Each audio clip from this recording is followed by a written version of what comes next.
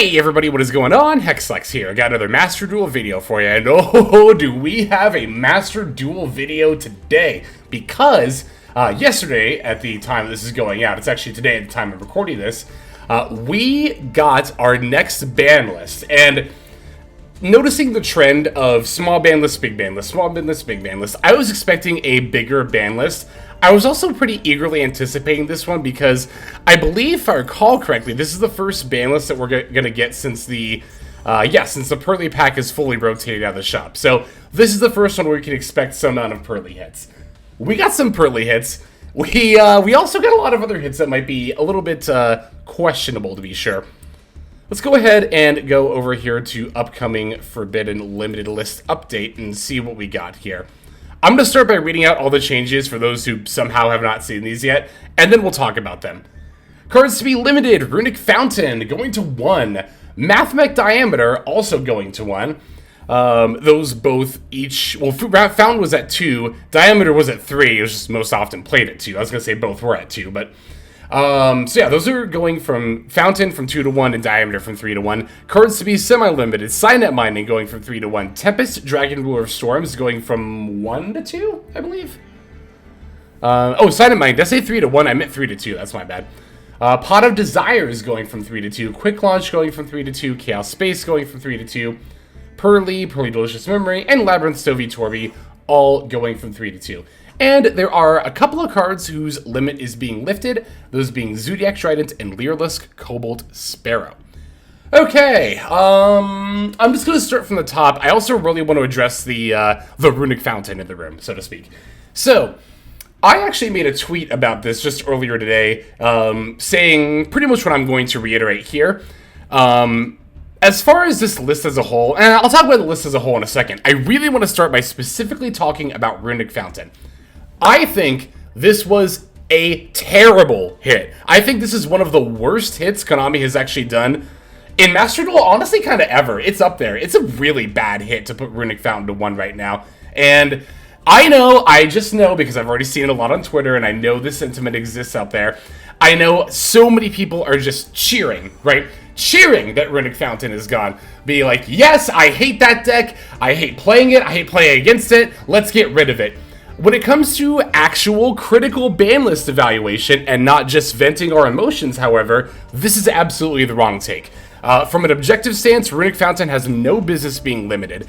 If you look at Runic as a whole right now, if you look at ladder and if you look at tournament results, Runic is like upper rogue at best. I would not call it a tier to deck.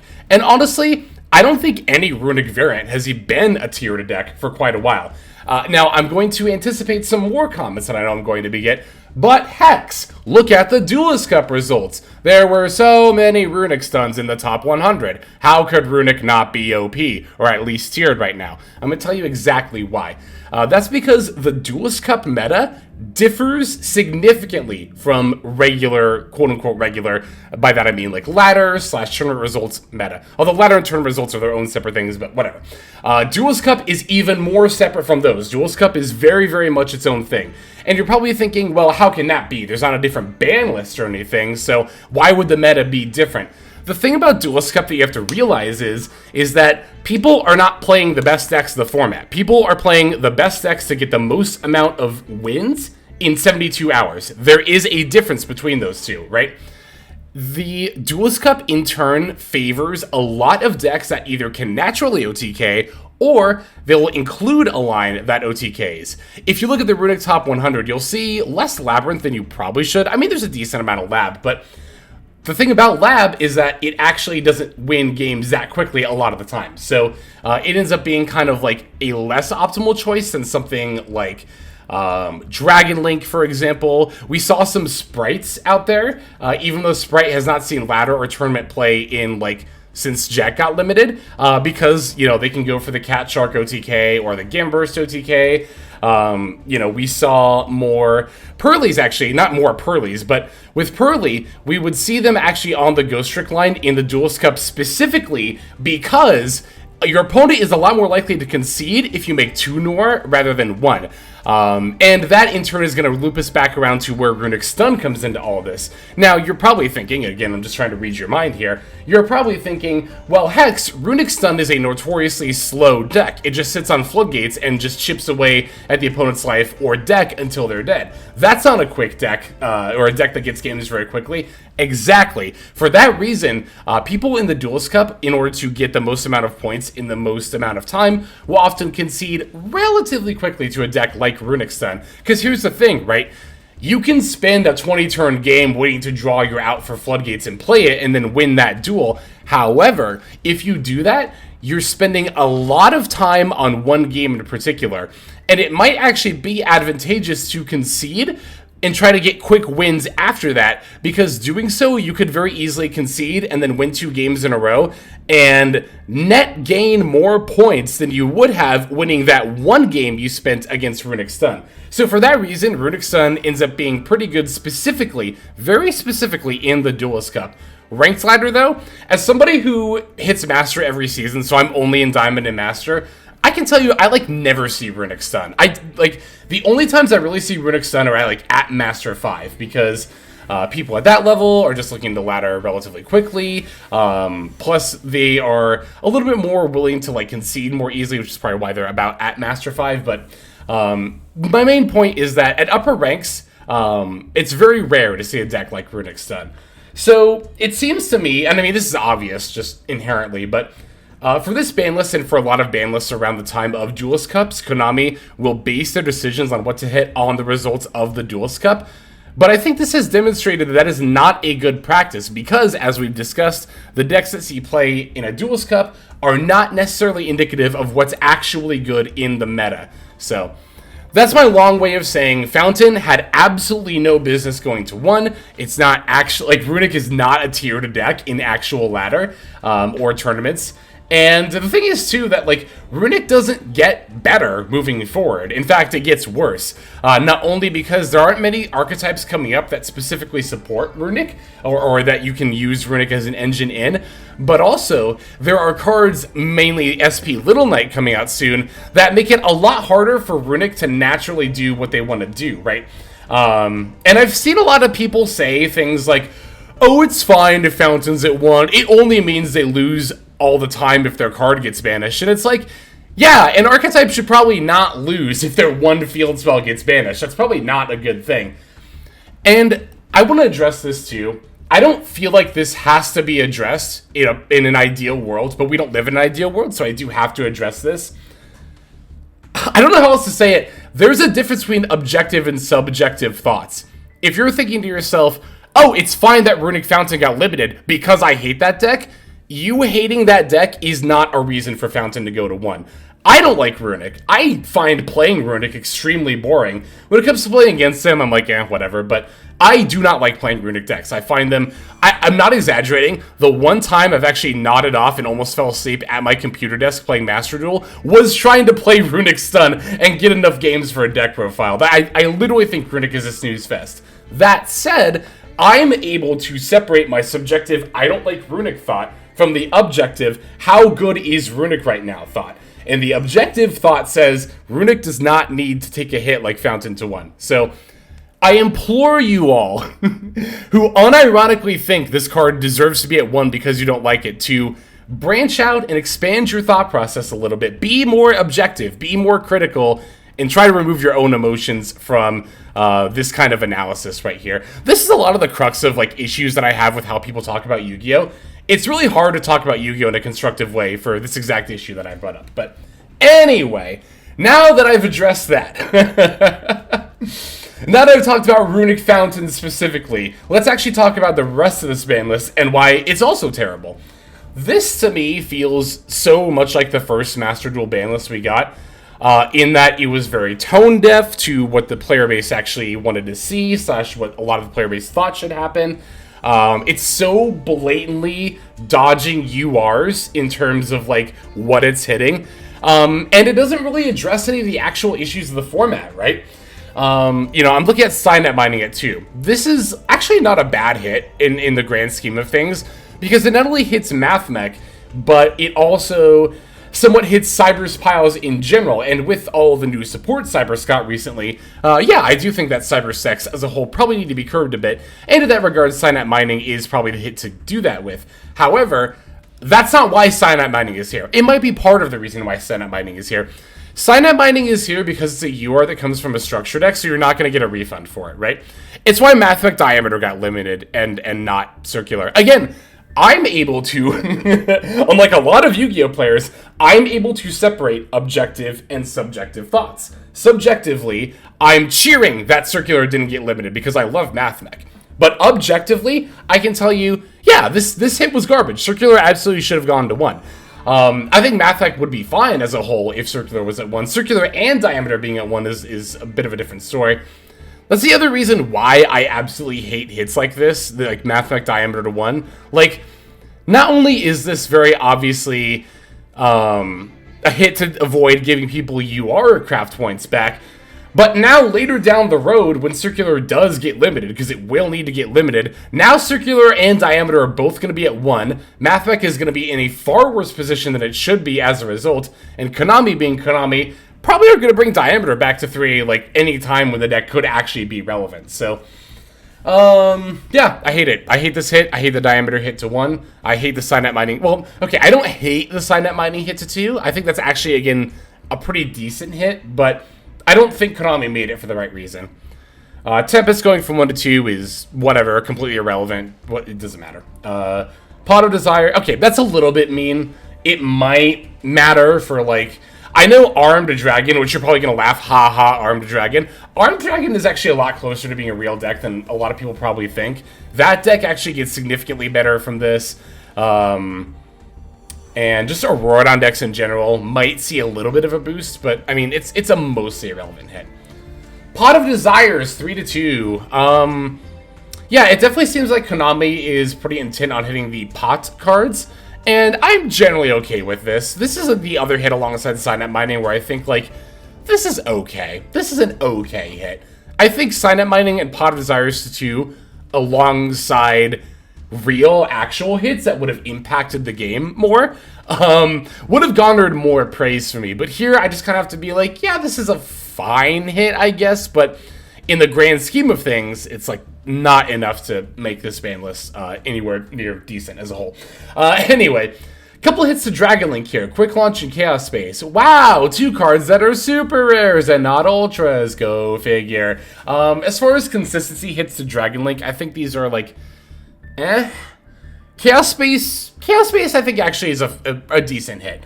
It's a pretty generically good card. While it's mostly used in Dragon Link, it also enables, like, you know, Chaos Pile decks and stuff, which, I mean, I love those kind of decks, but as a searcher as a whole, it might be a little bit too good. The fact that you can search and draw, that you can use both effects in the same turn is a little bit ridiculous, but, so I think that hit's like, it's okay. I think it's a fine Dragon Link hit.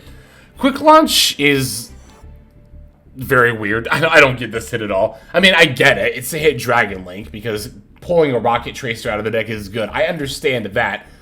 But I don't think Quick Launch was kind of anywhere near on my list of cards that I thought were actual issues. And again, this is actually another hit that I think, much like Mathmech Diameter, is going to be in the long term, like, grand scheme of things, not a great one. Like, think about it. Let's say we end up in a situation where Dragon Link actually ends up completely curbed. Not completely, of course, because here's the other thing, too, that I want to talk about in regards to Runic Fountain.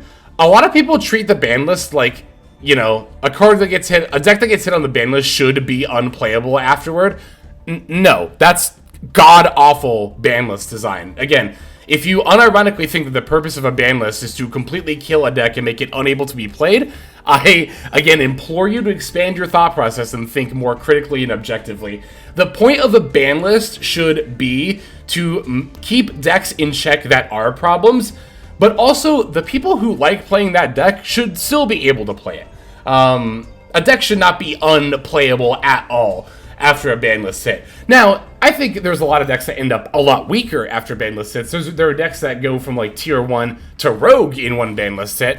But if the deck is still playable, if you could still reasonably take it to ladder and expect to win over 50% of games in the long term, then I think that's fine. Yeah. And I think that's where Runic was at. I don't think that's going to be where it's at anymore after Fountain going to 1, but that's the spot where I thought Runic was already at. But anyway.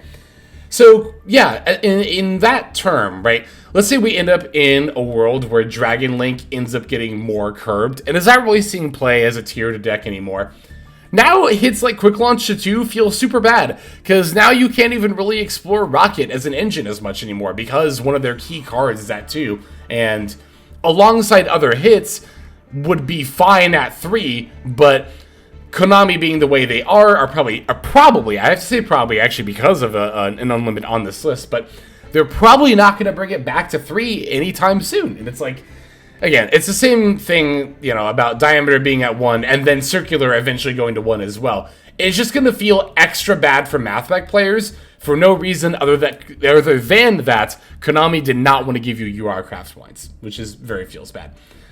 Pearly to very much confused me at first, but I had some people tell me that this is apparently to make the Ghost Trick combo harder to do, which again is indicative of the fact that Konami is really only looking at Duelist Cup results for this ban list, which I think is a huge mistake. I don't know. I mean, I don't think it's an awful hit, but I don't think it's a particularly good one either. Delicious Memory might actually be the only hit on this list that I will proactively call good. Not just like meh, fine, okay, I guess, but Delicious Memory to 2. This is the one hit on this list that I do think is fine. Because, yeah, this will curb Pearly's consistency. My Friend is no longer a guaranteed Delicious Memory. Delicious Memory also did need to be the one to get hit, because that's the one that enables both their turn 1 setup plays as well as their turn 2 OTKs. Yeah, I think that was the one very good hit on this list, was Delicious Memory to 2. Labyrinth Stovey Torby to 2. Why? This feels so unbelievably pointless. Like, I know why. I understand that Konami wants to very minorly give Labyrinth a consistency hit, but again, it's like, okay, why not semi-big welcome? Well, there's actually 2 reasons why. 2 letters, U and R.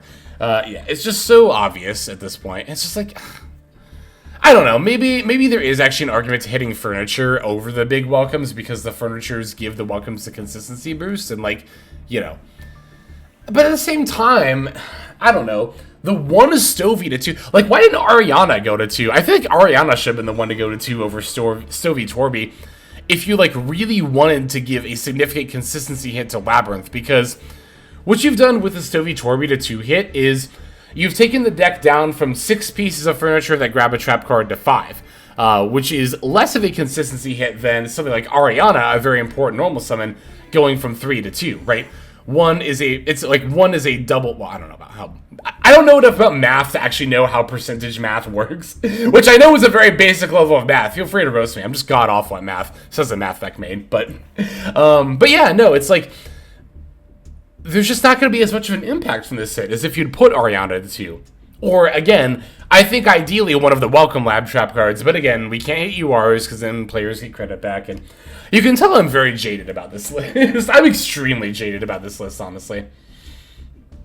Okay, as far as the cards for which the limit on the number of copies will be lifted, Leerless Cobalt Sparrow. Holy shit, why did this card ever go to 2 in the first place? A lot of builds before it got semi didn't even play 3.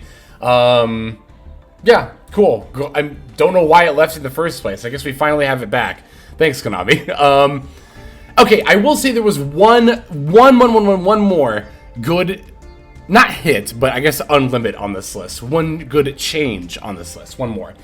Zodiac Trident to 3. Now, I know I said a lot in this video that, like, regarding Diameter and Quick Launch, like, oh, they're never going to bring these cards back to 3 at a decent amount of time. This Zodiac Trident Unlimited might actually prove me wrong. But, yeah, I think Trident to 3 is not only completely fine, but also a very good choice, because I feel like Zodiac for me always felt like it was in this weird nebulous halfway state between being an engine and a full-fledged deck. Like, it felt like it had just enough going on to be its own deck, but also just little enough that you needed to fill that deck with a lot of disruption and hand traps. But with Zodiac Trident to 3, I think Zodiac actually does finally feel more like an actual deck at this point. And also, like, what is up with Dryden only just now coming to 3? Like, I don't understand why a targeted destruction effect needed to be curbed so much. I mean, God, DPE got phased out of popularity how long ago? And we're only just now getting Dryden at 3? But, you know what, I guess better late than never, but... So there you have it. Obviously, I am not the biggest fan of this ban list for a number of reasons. Again, I think Delicious Memory to 2 and Dryden to 3 were the very good changes. The only 2 good changes on this list. Sign Up Mining to 2 and Chaos Space to 2 are like, fine. If there had been more good changes, I would be a little bit more optimistic about those, but... everything else, and then Tempest is kind of irrelevant, honestly. Pretty much everything else is not a great decision, and so clearly founded by funds, really, by greed, honestly, by not wanting to give players UR craft points, so that way they have to buy more packs and spend more gems and all that fun stuff. But yeah, definitely let me know what you think in the comments. I know you all will. Especially with my little rant about Runic Fountain, you know, at the top. But, you know, if you disagree with me, that's of course fine. We're all entitled to our own opinions. But, yeah, I think that's going to go ahead and do it for this video. One hell of a video it is. Let's go ahead and just move on now to our outro. Alright everybody, that's going to do it for this video. Thank you for watching it all the way to the very end. That means a whole lot to me, and it's also a fantastic way to support the channel. And if you're interested in supporting the channel in other ways besides YouTube, there are plenty of ways to do that. If you check out the description below, you'll find a bunch of links down there. One of them goes to my Patreon. You're actually seeing the names of everyone subscribed to the Patreon on the screen right now. So if you're interested in getting your name in the credits here at the end, if you want to see more daily Master Duel content, or if you're interested in one-on-one private coaching sessions, I offer all of that on Patreon. I also stream live on Twitch. Feel free to go ahead and click that link and follow and or subscribe there. I also have the Discord community, if you want to follow that link, where hundreds of duelists have already signed up. Free to join, and you can just come hang out, talk about the game, and chill in general. Final link that's going to be in the description is my Twitter. You can follow that if you want some more notifications of what's happening with the channel. So, all in all, thank you all so much for watching, and I hope you have a fantastic day.